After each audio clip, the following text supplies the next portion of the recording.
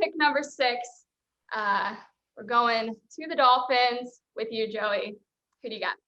Yeah, I got them taking Jalen Waddle, the receiver from Alabama. Obviously, Dolphins coach Brian Flores wants to surround Tua Tagovailoa with his, many weapons as he can. And why not a guy who he played with, a former teammate, a guy he may have a clairvoyance with, not to mention an exceptional talent. So I go with Jalen Waddle from Alabama. They also could go with Jamar Chase from LSU. But again, my decision is based on the fact that Tua and Jalen Waddle know each other and have played together. Yes. Alabama certainly doesn't have a shortage of draft picks here this year, as per usual. So with pick number 7, Rick, Detroit Lions have that spot. Who do you got them taking?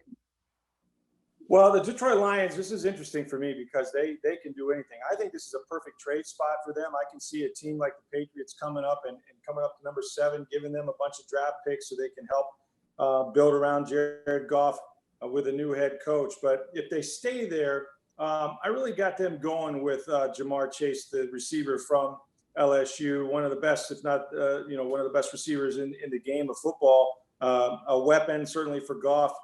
Somebody to build that offense around. So that's what I'm going with. Yeah, it'll be interesting. And we know he was one of the opt-out guys. So clearly it's not affecting him too much if he's getting drafted at 7.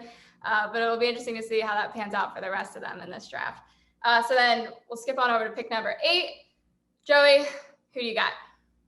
I got the Panthers trying to protect whoever their quarterback is. You can presume it's Sam Darnold, but we don't know 100% sure yet, but whomever is the Panthers quarterback in 2021, you got to protect him. So that's why I say they will go with offensive tackle Rashawn Slater from Northwestern.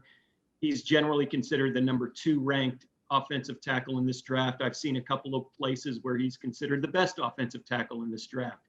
Can't go wrong with an edge offensive tackle, this high in any draft. That's pretty much the general rule of thumb. So I got the Panthers taking Slater.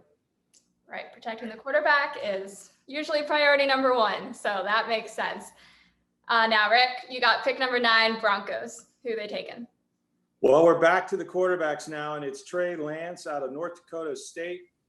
Drew Lock has not gotten it done for Denver. They've in the eternal search for a quarterback. They had their years with Peyton Manning, haven't found that guy.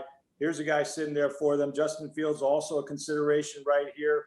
They're going to go with a guy that reminds them more of Patrick Mahomes than anybody else. And so Trey Lance is their pick. Well, if you're getting a Patrick Mahomes-esque quarterback out of him, I think that's probably a pretty good pick there. Now to round out the top 10, Joey, who do you got the Dallas Cowboys taking? They need pass defense in the worst way. They gave up 34 touchdown passes last year. So this is kind of a no-brainer. I say they go with Patrick Surtain, the cornerback from Bama, who's 6'2", can do everything that a corner needs to do at the NFL level. Again, this is makes too much sense pick. I say they go safe, go defense. Patrick Surtain from Alabama.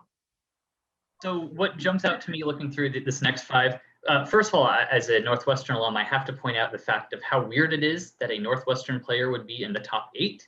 I'm not saying Rashawn Slater doesn't deserve it, but you put him in. The fact that Greg Newsome, a DB, might go in the first round as well, that is uncharted territory for my alma mater. I don't necessarily disagree with Waddle and Chase as the top 2 receivers off the board, or 6 and 7 in that mix. But to me, Devontae Smith was unbelievable. I know the NFL scouts are going to question this size. He's only 170. He's built like me, the Slim Reaper. But I'll tell you what, in terms of the most special players I have covered in my career, he is on that very, very short list. Just all he did was get open and make catches every single way. And then again, the quarterback. I see why people would get enamored with Trey Lance. I'm worried about a small sample size. And again, I think if Justin Fields falls this far, which he very well might, that is one that people are going to second guess and easily second guess in Monday morning quarterback for a long time to come. Mm-hmm. All right, Joey, Rick, how are you feeling about this analysis? Well, I mean, I don't disagree with Matt. I mean, it's going to be really interesting if Justin Fields falls in this draft at all. I see teams coming up to get him. Absolutely. All he was productive as hell at Ohio State. There's been stories about his epilepsy and stories about, hey, does he work very hard?